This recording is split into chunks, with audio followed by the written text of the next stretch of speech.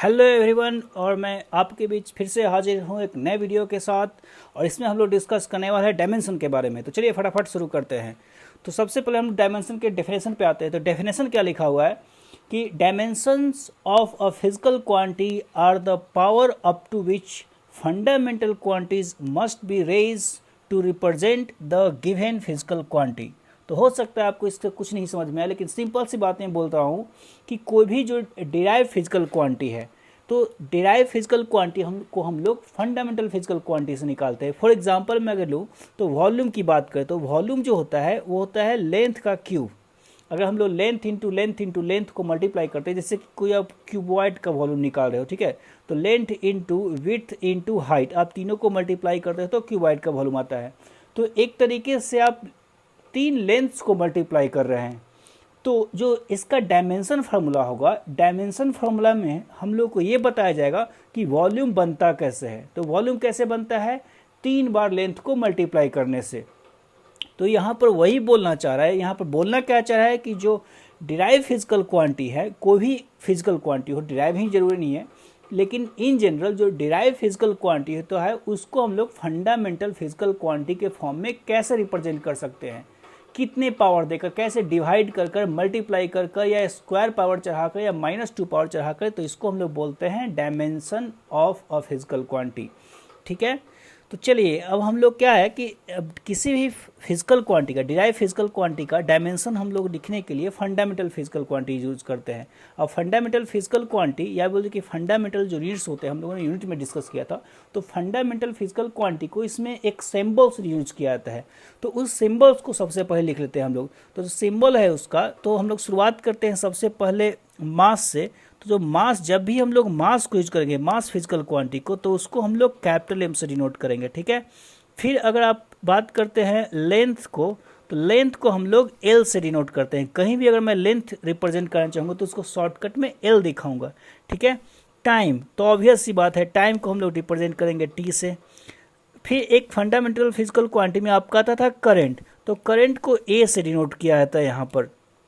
फिर आपको कैंडला ऐसा हम लोग यूज नहीं करते हैं, ना ही तो amount of substance mole use करते हैं। मोल एक नंबर है, 2 × 10 पावर 6.022 2 × 10 पावर 3, इतने नंबर ऑफ सब्सटेंस होते हैं, तो मोल आपका डायमेंशन में यूज नहीं होता है। हाँ, इसके बाद आप बात करते हैं टेम्परेचर की। टेम्परेचर का जो डिनोशन होता है वो हम लोग थीटा से रिप्रेजेंट करते हैं। थीटा मतलब यहाँ एंगल नहीं होता है, एंगल मत नहीं मान लीजिएगा। तो टेम्परेचर थोड़ा अलग टाइप का, उसको के से आप लोग सोच रहे हैं कि के से रिप्रेजेंट करना चाहिए था, लेकिन के से नहीं, थीटा से डिनोट किया था। ठीक है। तो इतने सारे physical quantity, fundamental physical quantity को डायमेंशन फार्मूला को रिप्रेजेंट करने के लिए यूज किया था। इतने सारे फिजिकल क्वांटिटी को हम लोग यूज करते हैं। ठीक है। हाँ हाँ, याद रखिएगा कि जो एंगल होता है, जो एंगल मतलब आप बोले तो रेडियन, तो जो एंगल होता है, तो एंगल जो होता है L/R होता था। तो इस चीज़ का कोई डायमेंशन नहीं होता है। क्यों नहीं होता है? कि लेंथ और लेंथ को डिवाइड करने से बन रहा है, तो इसमें कोई आपका ऐसा डायमेंशन है नहीं। इस तरह से सॉलिड एंगल भी ही, सॉलिड एंगल में आपका जो बात करें, तो सॉलिड एंगल का भी अगर बात कीजिएगा आप, तो सॉलिड एंगल में भी आप एरिया बाई आर स्क्वायर लिखते थे। एरिया भी एल स्क्वायर होता है, मतलब लेंथ और लेंथ को मल्टीप्लाई करने से, और यहाँ भी लेंथ स्क्वायर है। तो सॉलिड एंगल और प्लेन एंगल का कोई डायमेंशन नहीं होता है। ठीक है। तो चलिए, हाँ, तो इतने चीज़ों को हम लोग डायमेंशन एनालिसिस में यूज करते हैं। चलिए कुछ चीज़ों का डायमेंशन लिखा जाए। तो अगर हम लोग बात करें फॉर एग्जांपल स्पीड, तो स्पीड जो होता है, स्पीड का डायमेंशन, एक बात ध्यान रखिए कि जब भी किसी चीज़ का डायमेंशन हम लोग रिप्रेजेंट करते हैं, जैसे कि स्पीड, तो स्पीड का डायमेंशन आप लोग कैसे रिप्रेजेंट कीजिएगा, तो उसको एक ब्रैकेट डाल दीजिएगा। अगर आप इसमें ब्रैकेट डाल रहे हो तो इसका मतलब ही होता है, बड़ी ब्रैकेट ये, तो इसका मतलब ये होता है कि आप डायमेंशंस की बात करें, फार्मूले की बात नहीं करें। तो स्पीड का जो डायमेंशन अगर आप सोचिएगा, तो वो होता है लेंथ बाई टाइम, मतलब डिस्टेंस बाई टाइम बोले, या लेंथ बाई टाइम।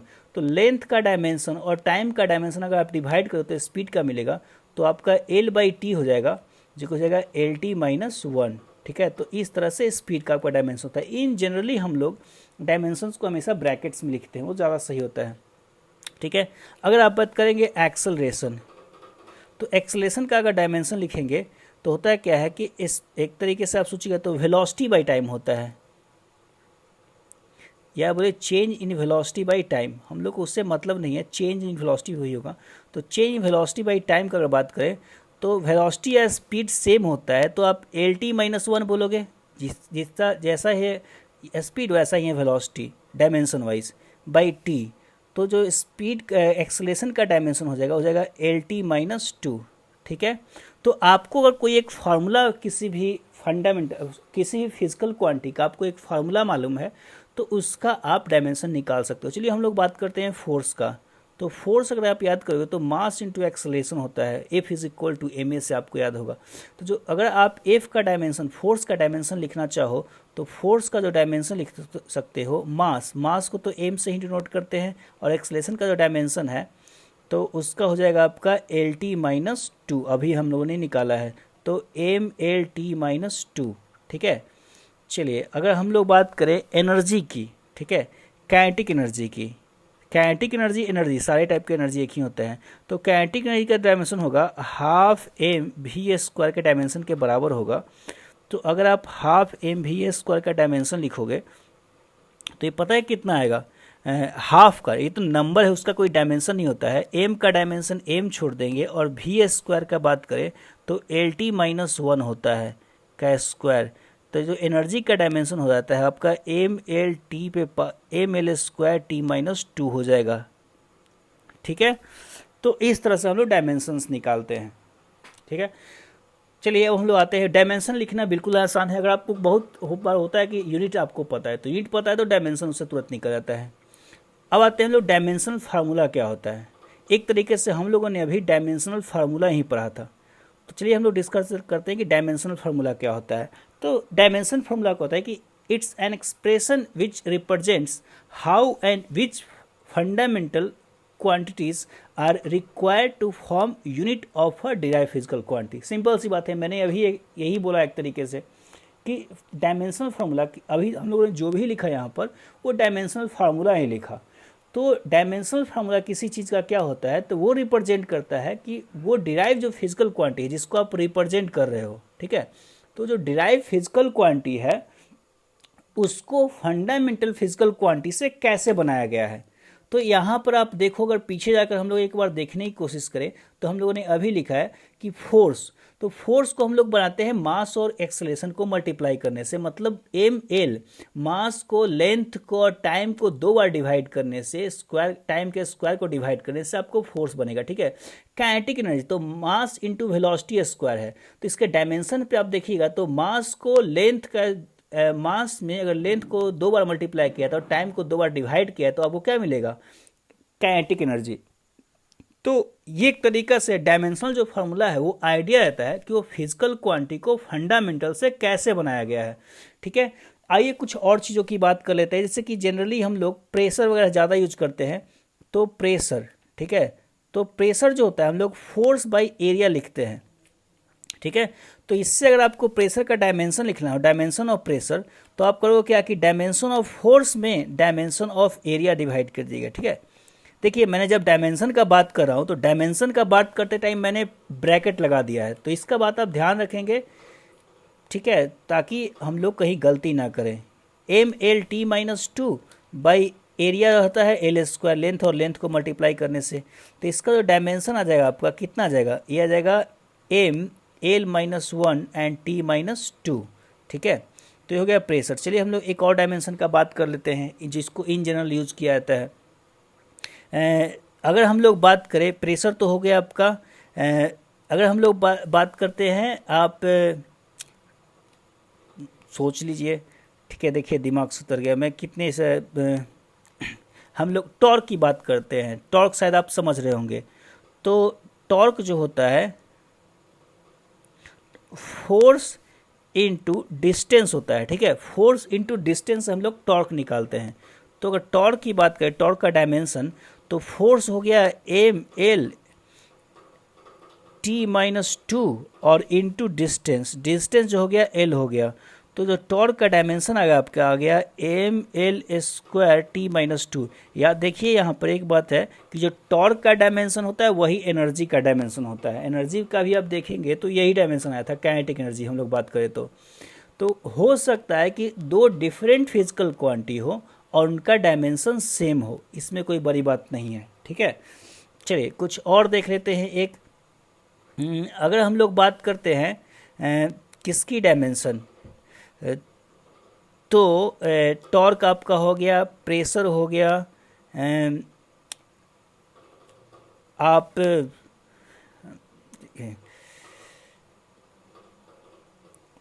चलिए फटाफट कुछ लिखते हैं। हाँ चलिए हम लोग बात करते हैं प्लैंक्स कांस्टेंट की थोड़ा।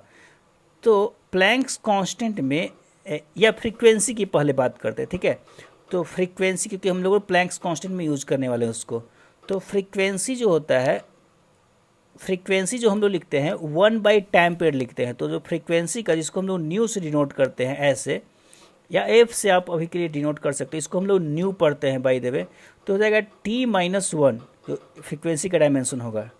तो इस तरह से हम लोग फ्रीक्वेंसी का रिपर। चलिए हम लोग प्लैंक्स कांस्टेंट का बात करते हैं। तो एक फार्मूला होता है E=h/न्यू। ठीक है, तो अगर हम लोग इसका डायमेंशन निकालने की कोशिश करें, तो जो एनर्जी का जो डायमेंशन होगा वो होगा dimension of h into dimension of new frequency. Frequency का इसलिए मैंने पहले ही निकाल रखा था। तो डायमेंशन ऑफ h आपका आ जाएगा, वो हो जाएगा एनर्जी का डायमेंशन डिवाइडेड बाय न्यू का डायमेंशन। एनर्जी का हम लोगों ने अभी निकाल रखा है, टॉर्क के एक तरीके से बराबर होता है, तो ml² t-2 अपॉन t-1, इसको डिवाइड करेंगे। तो जो प्लैंक्स कांस्टेंट का आपका डायमेंशन आने वाला है वो आने वाला है, चलिए इसको हम लोग कहीं लिख देते हैं, शायद जगह नेक्स्ट आ जाए। तो इसको हम लोग प्लैंक्स कांस्टेंट का जो डायमेंशन लिखने वाले हैं, शेट, हाँ राइट, तो जो हम लोग प्लैंक्स कांस्टेंट का डायमेंशन यहाँ लिख सकते हैं, शायद ये जगह ख़त्म हो चुका है, उसको हम लिख सकते हैं ml² एंड t-1। ठीक है, तो ये हो गया आपका प्लैंक्स कांस्टेंट का डायमेंशन। इसका डायमेंशन यहाँ से हम लोग यहाँ आ जाएंगे। ठीक है, I seriously need to analyze the space. Okay, चलिए हम लोग बात करते हैं अब रूल्स फॉर डायमेंशन एनालिसिस की। तो रूल्स में फर्स्ट रूल ये है कि नंबर्स आर डायमेंशनलेस। सही बात है, कहीं भी आप अगर जैसे काइनेटिक एनर्जी में यूज करा था, काइनेटिक एनर्जी जब मैं यूज करा था तो उसको मैं लिख रहा था ½ mv²। तो जो हाफ है उसका कोई डायमेंशन नहीं होता है, वो किसी चीज़ को एक नंबर रिप्रेजेंट करा है। तो यहाँ ये इसका डायमेंशन नहीं होता है, नंबर्स आर डायमेंशनलेस। ठीक है, चलिए हम लोग बात आते हैं नेक्स्ट वाले पे। तो in a physically correct equation dimension of LHS and RHS equal basically. तो जो LHS का डायमेंशन है वो RHS का डायमेंशन है। सही बात है, बिल्कुल, तभी हम लोग उसको फिजिकली सही बोलेंगे। मैंने काफ़ी बार यूज कर चुका हूँ कि जैसे कि F=ma या E=h/न्यू, जो भी मैंने अभी लास्ट में इक्वेशन मैंने डिस्कस किया। तो सारे केस में लेफ्ट हैंड साइड का राइट साइड का डायमेंशन सही होना चाहिए, तभी उसको फिजिकली हम लोग करेक्ट मान सकते हैं। ठीक है, तो चलिए इस पे हम लोग कुछ प्रैक्टिस क्वेश्चन कर लेते हैं यहाँ पर, कि आपको बोला जाए कि find dimension of universal gravitational constant, जबकि आपको फार्मूला दे F=G m1 m2, ये मास है बाई r² को हम लोग डिस्टेंस बोलते हैं। तो इसका डायमेंशन निकालना हो आपको, तो हम लोग क्या करेंगे कि ये तो ऑब्वियसली ये सही इक्वेशन है, तो हम लोग बोलेंगे कि जो लेफ्ट हैंड साइड में जो डायमेंशन है वो आपका है फोर्स। जो फोर्स का डायमेंशन होगा इक्वल टू होगा आपका g का डायमेंशन m1 m2 का डायमेंशन, m1 m2 का डायमेंशन एक साथ हम लोग लिख सकते हैं, डिवाइडेड बाई r² का डायमेंशन। तो इसको हम लोग फटाफट लिखने की कोशिश करेंगे, तो ये बोल सकते हैं कि जो g का डायमेंशन आपका आने वाला है वो हो जाएगा f का डायमेंशन इंटू r² का डायमेंशन अपॉन m1 m2 का डायमेंशन। ठीक है, चलिए तो f का डायमेंशन आपने पढ़ रखा है mlt-2 m1 m2 m² होगा एक तरीके से, डिवाइडेड बाई r² आपका था यहाँ पर। तो r² का डायमेंशन जो होगा वो आपका l² के बराबर आ जाएगा, और m1 m2 का आपका m² के बराबर आ जाएगा। तो इसका जो फाइनल आप डायमेंशन लिख सकते हो a-1 l³ t-2। So this would be the dimension of capital G। ठीक है, चलिए इस तरह से आपको अगर बोला जाए तो एक विस्कोसिटी का डायमेंशन इन जनरल आपको ज़्यादा पूछता है, तो उसके लिए एक फार्मूला देगा कि जो एफ होता है वो होता है viscosity minus of eta A D V by D X या डी वी बाई आप बोलिए डी वाई, ठीक है। वाई लेंथ होता है, वाई एक तरीके से लेंथ होता है, डी वी एक वेलोसिटी होता है, ठीक है। और ये है आपका विस्कोसिटी, ठीक है। तो ये आपका विस्कोसिटी है। एफ तो आप जान ही रहे हो, फोर्स है। ए आपका एरिया है। डी बस एक डिफ्रेंसिएशन का साइन है, उसको डी का मतलब डेल्टा होता है, उसके बारे में आप अच्छी तरह से जानते हो, तो ऐसा कुछ सोचना नहीं है। तो चलिए इसको फटाफट निकालते हैं। तो इसमें हम लोग बोल सकते हैं क्या कि जो फोर्स का डायमेंशन होगा वो होगा डायमेंशन ऑफ ईटा, इसको हम लोग ईटा पढ़ते हैं by the way, into a dimension of V by dimension of Y, Y length है।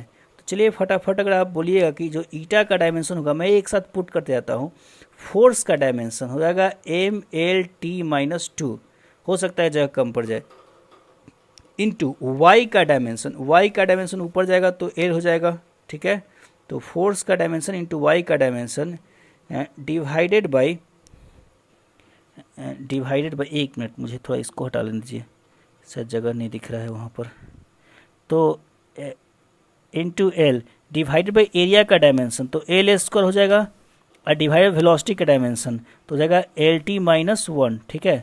तो चलिए फाइनल जो आंसर आपका आने वाला है, ये आने वाला है इज इक्वल टू हो जाए आपका एम, ठीक है। तो एम तो हो गया, एल की बात करें तो यहाँ पर एक एल कैंसिल हो जाएगा इसके साथ, और तो एल माइनस वन बच जाएगा, ठीक है, नीचे से एल स्क्वायर जाएगा।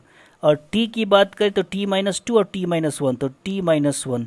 तो ये आपका जो डायमेंशन होता है, this is the dimension of viscosity. ये आप 11th के लगभग लास्ट चैप्टर में पढ़ेंगे, ठीक है। तो ये आपका विस्कोसिटी का डायमेंशन हो गया। चलिए हम लोग आते हैं नेक्स्ट रूल पे। तो लिखा हुआ है क्या कि only same type of dimension are added और सब्ट्रैक्टेड। ये बिल्कुल सही बात है। आप दो डिफरेंट डायमेंशन को एक तरीके से आप दो डिफरेंट यूनिट्स को नहीं जोड़ सकते हो। मतलब आप ये नहीं बोल सकते हो कि 1 kg प्लस 2 मीटर कितना होगा, इसको हम लोग नहीं कुछ नहीं बोल सकते, इसका कोई लॉजिक ही नहीं बनता कि आप एक है केजी जो कि मास है, दूसरा है आपका मीटर, मीटर जो कि लेंथ है। तो कभी भी मास में ऐड और लेंथ को आप ऐड नहीं कर सकते। ओके, सो नाउ इसी के बेसिस पे हम लोग का ये रूल बेस्ड है कि आप कभी भी टू डिफरेंट फिजिकल क्वांटिटी को या टू डिफरेंट डायमेंशंस को ऐड नहीं कर सकते हो। चलिए एक एग्जांपल से चेक करते हैं। तो आप देखिए कि जब हम लोग फार्मूला एक लिखते हैं, इन जनरल अगर मैं दिखा दूं कि कैसे सही है, तो एस इज इक्वल टू आप लिखते होगे U T plus half A T square. तो चलिए इसको चेक कर देखते हैं कि आखिर दोनों में सेम डायमेंशन है कि नहीं। तो अगर हम लोग आर एच एस की बात करें तो हम लोग आर एच एस का डायमेंशन अगर हम लोग डिस्कस करें, ठीक है, तो आर एच एस आपका इतना सारा टर्म है। तो आर एच एस में जो डायमेंशन होगा आपका वो हो गया U T plus dimension of half A T square. अब देखिए यहाँ चेक करते हैं, u हो गया L T minus one into T का मतलब t हो गया, प्लस हाफ का तो कोई डायमेंशन नहीं होता है, तो L T minus two into T square हो गया, ठीक है। तो आप ये कर रहे हो कि यहाँ भी जो l है, यहाँ भी आपको क्या मिला डायमेंशन l मिला ut में, और फिर हाफ ए टी स्क्वायर में भी क्या मिला आपको l ही मिला, क्योंकि टी स्क्वायर टी पर माइनस टू कट जाएगा। अब तो आर एच एस में जो आपका डायमेंशन आ जा रहा है, तो आर एच एस का डायमेंशन एल प्लस एल, ये एल हो जाएगा। हाँ याद रखिए कि एल प्लस एल डायमेंशंस को जब ऐड करते हैं दो सेम डायमेंशन को, तो वही डायमेंशन आता है। मतलब आप बोल रहे हो क्या कि इसका मतलब ऐसे सोच सकते हो आप कि एल और एल को ऐड कर 12 नहीं लिखे, 12 कोई लॉजिक ही नहीं बनता है, यहाँ पर डायमेंशंस को ऐड कर रहे हो, इसलिए हम लोगों ने ब्रैकेट दे रखा है। ब्रैकेट का मतलब ये होता है कि आप डायमेंशन के बारे में सोच रहे हैं, ठीक है। तो एल प्लस एल मतलब सपोज कीजिए कि 2 मीटर प्लस 3 मीटर, तो 2 मीटर 3 मीटर 5 मीटर होगा, जो कि एक लेंथ ही है। तो ऐसा नहीं कि टू टाइम्स ऑफ लेंथ लिख दोगे, ठीक है। तो आर एच एस में जो एल आ गया है डायमेंशन, लेफ्ट हैंड साइड में ही बात करें तो डिस्प्लेसमेंट है, तो डिस्प्लेसमेंट क्या होता है, उसका भी डायमेंशन क्या होता है, लेंथ ही होता है। तो इस बात को आप ध्यान रखेंगे कि same types of dimension add और सब्ट्रैक्ट होते हैं। तो चलिए एक क्वेश्चन हम लोग एग्जाम्पल क्वेश्चन कर लेते हैं, देखते हैं कि जगह कितना है हम लोग के पास। शायद इस बार जगह मैंने खूब ले रखा है। तो चलिए हम लोग एक फटाफट एग्जाम्पल क्वेश्चन करते हैं। तो क्वेश्चन ये है आपका कि सपोज आपका फोर्स जो है, एफ मतलब फोर्स है आपका, कुछ इस तरह से डिपेंड करा है। तो A plus B T divided by X, ठीक है। यहाँ पर t जो है वो टाइम को रिप्रेजेंट कर रहा है, x जो है वो डिस्टेंस या पोजीशन को रिप्रेजेंट कर रहा है, ठीक है। तो आपको बताना है find dimension of a and dimension of b, ठीक है। a और b का डायमेंशन बताना है। चलिए तो देखिए, अब यहाँ ए और बी का डायमेंशन निकालना है। तो देखो हम लोग करेंगे क्या कि जो लेफ्ट हैंड साइड में है, तो लेफ्ट हैंड साइड में है जो डायमेंशन ऑफ फोर्स का है, ठीक है, is equal to dimension of A plus dimension of B T, ठीक है, divided by dimension of X. अब देखिए मैं बोल रहा हूँ क्या कि देखिए जो डायमेंशन ए का होगा वही डायमेंशन बी टी का भी होगा। क्यों? क्योंकि ए और बी टी एडेड है, तो जो डायमेंशन ए का होने वाला है वही डायमेंशन बी टी का होने वाला है। तो अगर मैं दोनों में से किसी एक का डायमेंशन पता कर लेता हूँ तो दूसरे का डायमेंशन निकल जाएगा। तो इसीलिए इसमें डायमेंशनल फार्मूला को थोड़ा सा मॉडिफाई करता हूँ और इसको मैं लिखने वाला हूँ कि जो डायमेंशन एफ का होगा, the dimension of F should be equal to dimension of A divided by dimension of X, ठीक है। अब मैं ए को लेकर ही चलूँगा, B A plus B T को दोनों को एक साथ लेकर चलने की कोई ज़रूरत ही नहीं है। तो इसको अगर बात करें तो चलिए डायमेंशन ऑफ जो ए हो जाएगा, हम लोग डायरेक्ट लिख सकते हैं dimension of F into dimension of X, ठीक है। ये इस साइड जाएगा तो dimension of F into dimension of क्या हो जाएगा, एक्स। तो चलिए बताइए डायमेंशन ऑफ एफ क्या हो जाएगा, ये हो जाएगा M L T minus two और डायमेंशन ऑफ एक्स हो जाएगा एल। तो जो ए का डायमेंशन आ जाएगा, ए मतलब एरिया नहीं मान लेना आपको, तो M L square T minus two हो जाएगा, जो कि लगभग बेसिकली एक तरीके से एनर्जी के बराबर है वो ए का डायमेंशन। तो ए का डायमेंशन हम लोग को पता हो गया, ठीक है। अब चलिए हम लोग बात करते हैं कि नेक्स्ट रूल की बात करते हैं, मतलब कि अब बी टी का डायमेंशन कैसे निकालेंगे, बी का कैसे निकालें। तो मैं क्या बोलूँगा कि ए का डायमेंशन जो होगा वही होगा डायमेंशन बी टी का, ठीक है। तो यहाँ से अगर आप डायमेंशन ऑफ बी निकालेंगे तो dimension of A divided by dimension of क्या आ जाएगा, टी। तो ये हो जाएगा आपका बी का डायमेंशन। तो डायमेंशन ऑफ ए क्या है आपका, ए है M L square T minus two divide dimension of T, dimension of T तो टी ही हो जाएगा, हम लोग डायरेक्ट पुट करते हैं यहाँ पर, कुछ दिक्कत ही नहीं है यहाँ पर। तो हो जाएगा आपका एम एल स्क्वायर और टी माइनस थ्री, ये हो जाए आपका बी का डायमेंशन। तो याद रखिए कि सेम टाइप डायमेंशन के ऐड होते हैं और फिर सब्ट्रैक्ट भी होते हैं। आप क्वेश्चन प्रैक्टिस कीजिए, इससे रूल पे आसानी समझ में आएगी। चलिए हम लोग बात करते हैं नेक्स्ट रूल को। तो नेक्स्ट रूल है कि quantities inside trigonometric logarithmic and exponential function are dimensionless. मतलब ये बोला गया है कि कोई ही जो क्वांटिटी लिखा ट्रिग्नोमेट्रिक, मतलब जैसे कि साइन कॉस हो गया, उसके अंदर कुछ भी लिखा हो वो डायमेंशन लेस होंगे, ठीक है। या लॉगरिथमिक मतलब आपका एल एन या लॉग दोनों एक ही होता है, तो एल एन या लॉग के अंदर जो लिखा हो वो भी डायमेंशनलेस होता है।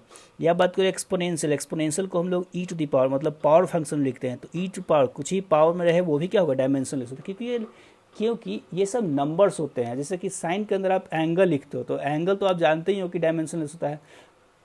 लॉग के अंदर आप भी नंबर लिखते हो तो नंबर तो डायमेंशन होता है। एक्सपोनेंशियल के पावर में भी हमेशा आप नंबर लिखने आते हैं तो वो भी क्या होगा, डायमेंशनलेस होगा। तो इस बात का ध्यान रखना है। तो चलिए इसी पे हम लोग एक क्वेश्चन करते हैं। तो एग्जाम्पल क्वेश्चन की बात की जाए तो सपोज़ कीजिए कि हम लोग कुछ लेते हैं प्रेशर, ठीक है। तो प्रेशर जो है उसका सपोज कीजिए एक फार्मूला आपको हाइपोथेटिकल फार्मूला दिया हुआ, और फार्मूला कुछ इस तरह से है, P is equal to A plus B X sine, देखिए मैं एक ही बार सारा यूज कर रहा हूँ रूल, ठीक है, एडिशन वाला भी। साइन साइन के अंदर आप लिख लीजिए सी टी प्लस चलिए इतना ही छोड़ देते हैं, ठीक है, ज़्यादा हो जाएगा एक बार में। तो इसका हम लोग बोला था कि आपका P जो है वो प्रेशर है, ये दिया हुआ आपको, ठीक है। X जो है पोजीशन है आपका, T तो आप जानते हो, T का मतलब टाइम। मैं जनरली जो सारे नॉर्मल स्टैंडर्ड वर्ड है उसी को लूँगा। आपको डायमेंशन ABC का निकालना है, तो सबसे पहले क्या बोलूँगा कि same types of physical quantity add और सब्ट्रैक्ट किए जाते हैं। तो एक तरीके से अगर लेफ्ट हैंड साइड में प्रेशर है तो राइट हैंड साइड में भी पूरा प्रेशर ही आना चाहिए। अब प्रेशर आना चाहिए मतलब ए का भी डायमेंशन जो होगा प्रेशर होना चाहिए, और ये ओवरऑल का भी डायमेंशन क्या होना चाहिए, वो प्रेशर ही होना चाहिए, ठीक है, तभी, क्योंकि लेफ्ट हैंड साइड में प्रेशर आने वाला है। तो एक बात तो सर है कि जो ए का डायमेंशन होगा वो प्रेशर के डायमेंशन के बराबर होगा, तो उसी से निकल गया। तो ए प्रेशर का डायमेंशन कितना होता है, तो फोर्स बाई तो M L -1 और T माइनस क्या होता है 2 होता है, हम लोगों ने निकाल रखा है। अब देखिए वो BX का डायमेंशन, अब साइन के अंदर भी डायमेंशन लेस फिजिकल क्वांटिटी होते हैं, तो साइन के अंदर ये सारा जो चीज़ है, ये सारा जो चीज़ है वो तो डायमेंशन लेस है। तो जो BX का डायमेंशन होगा फाइनली वो ए के डायमेंशन के बराबर होगा, या बोलिए कि प्रेशर के डायमेंशन के बराबर होगा। तो BX का डायमेंशन प्रेशर के डायमेंशन के बराबर होगा, तो यहाँ से आपको मिल जाने वाला है B का डायमेंशन। तो B के डायमेंशन की अगर मैं बात करूँ तो जो B का डायमेंशन होगा प्रेशर डिवाइडेड बाई X होगा, ठीक है।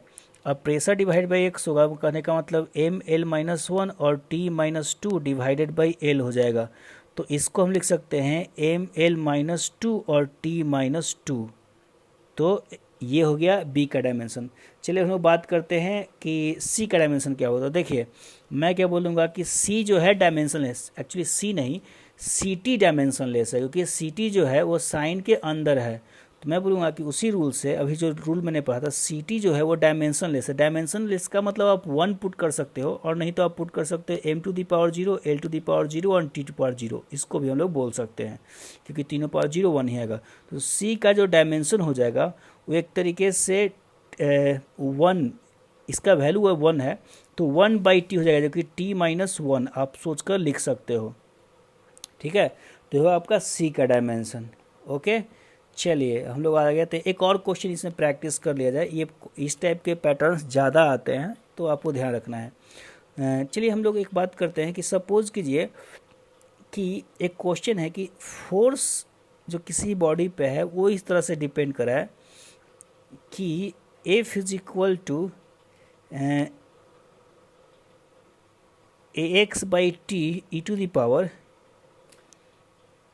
C e⁻ CX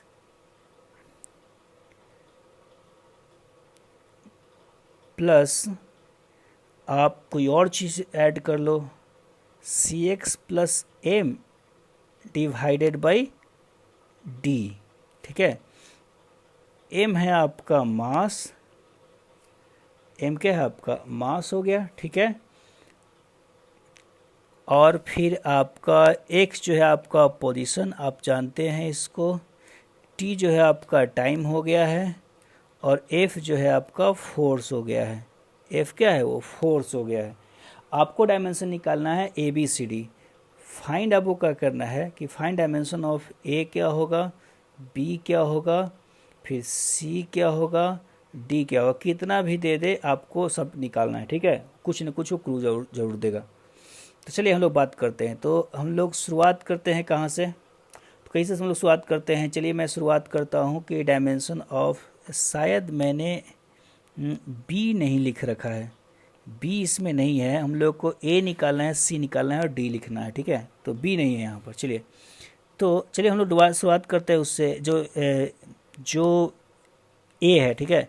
तो मैं लेफ्ट साइड मैंने फोर्स रख रखा है, ठीक है, और राइट साइड में इतने सारे फंक्शन है। ये तो पता है हम लोग को कि एक्सपोनेंशियल पे जो भी पावर आते हैं वो डायमेंशन लेस होते हैं, ठीक है। तो डायमेंशन लेस का मतलब, कहने का मतलब ये हो गया कि ये ओवरऑल जो फंक्शन है यहाँ से यहाँ तक, ये फंक्शन क्या है, डायमेंशन, इसका कोई डायमेंशन नहीं है। तो हम लोग बोल सकते हैं कि जो F का डायमेंशन होगा, जो फोर्स का डायमेंशन होगा, वही फाइनली होगा AX/T के डायमेंशन के, ठीक है। जो फोर्स का डायमेंशन होगा वही होगा आपका AX/T के डायमेंशन से। तो हम लोग इसको लिख सकते हैं, इसको इक्वलाइज कर कर, कि जो फोर्स का A का डायमेंशन हो जाएगा वो हो जाएगा आपका F का डायमेंशन इंटू टी का डायमेंशन डिवाइडेड बाई एक्स का डायमेंशन। तो एफ का डायमेंशन आपका होता है M L T minus two, T का डायमेंशन तो आप जानते हैं टी है, और एक्स का डायमेंशन एल हो जाता है। तो इसको आप जब डिवाइड करके लिखोगे तो हो जाएगा आपका M L to the power 0, जिसको आपको लिखने की ज़रूरत नहीं है, और टी टू दी पावर -1। तो ये हो गया आपका डायमेंशन ऑफ ए। चलिए हम लोग बात करते हैं सी और डी की। शायद ये ऊपर स्लाइड नहीं कर पा रहा, कोई नहीं, मैं फिर से ओके। तो ये अगर हम लोग बात करते हैं सी और डी की, चलिए मैं इधर ही साफ कर कहीं लिख देता हूँ। तो हम लोग तकनीकी खराबियों के कारण मैं इसको नीचे नहीं स्लाइड कर सकता हूँ, और मैंने इतना पोर्शन बना रखा है, तो मैं इसको नहीं अवॉइड कर सकता। चलिए तो हम लोग आगे बढ़ते हैं, हम लोग को सीखने से मतलब है। तो इतने में इसको सॉल्व करता हूँ। देखिए अब C X plus M by D का डायमेंशन, अब ये डायमेंशन लिस्ट होगा, जो बोल रहे हैं हम लोग कि सी एक्स प्लस एम, एम मतलब मास है, मैंने बता रखा है, प्लस डी जो है वो डायमेंशन लिस्ट है, मतलब ये एक तरीके से 1 है। तो मैं यहाँ बोलूँगा कि जो होगा सी एक्स प्लस एम का डायमेंशन वही होगा डी का डायमेंशन, वही क्या होगा डी का डायमेंशन। तो चलिए इससे कंक्लूजन क्या निकाल सकते हैं, एक कंक्लूजन निकाल सकते हैं कि जो होगा सी एक्स का डायमेंशन वही होगा एम का डायमेंशन, और जो मतलब दोनों को जो ऐड करके डायमेंशन होगा एम के बराबर ही आएगा। ध्यान सुनिएगा मेरी बात, सी एक्स और एम मास दोनों एडिशन में है, मतलब जो सी एक्स का डायमेंशन है वही मास के बराबर है, और दोनों को ऐड करने के बाद भी सेम डायमेंशन आता है, क्योंकि हम लोगों ने रूल पढ़ लगा कि एल प्लस एल एल ही होता है। तो जो सी एक्स का डायमेंशन होगा वही एम का डायमेंशन होगा, और दोनों को ऐड करेंगे तो एम का डायमेंशन ही आएगा, और जो राइट साइड में जो डी का डायमेंशन है वो भी एम ही होगा एक तरीके से। ठीक है, तो मैं उस रूल से बोल सकता हूँ कि जो सी एक्स का डायमेंशन होगा, सी एक्स का जो डायमेंशन होगा वो एम के डायमेंशन के क्या होगा बराबर, उस रूल से।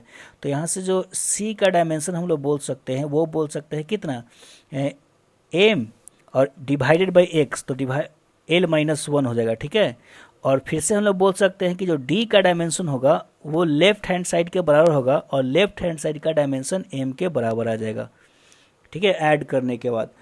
तो इस तरह से हम लोग डायमेंशन लेसिस को यूज़ करते हैं कि फाइंड आउट करने में कि कौन किसका डायमेंशन कितना होगा। ठीक है, आप क्वेश्चन प्रैक्टिस कीजिए, ये चैप्टर आपको काफ़ी सारे आइडियाज़ देगा। आगे भी हम लोग जब क्वेश्चन सॉल्व करते हैं तो होता है कई इतनी बार कि आईआईटी या नीट आप बात करें किसी में, आप डायमेंशन का आपको अगर पकड़ है तो आप जल्दी जल्दी उसका आंसर निकाल दोगे। तो ये आपके प्रैक्टिस पे है ये चैप्टर, ऐसा नहीं कि आप एक बार क्वेश्चन बना लोगे तो आपको आ जाएगा, इसको हम लोग को सीखते रहना है। ठीक है, तो आज के लिए इतना ही। अगले क्लास में मैं अगले वीडियो में जो शुरू करूँगा वो शुरू करूँगा एप्लीकेशन ऑफ डायमेंशनल एनालिसिस, और कुछ इंपॉर्टेंट पॉइंट्स के बारे में और कुछ मिसलेनियस क्वेश्चंस के बारे में बात करूँगा। तो चलिए आज के लिए इतना ही।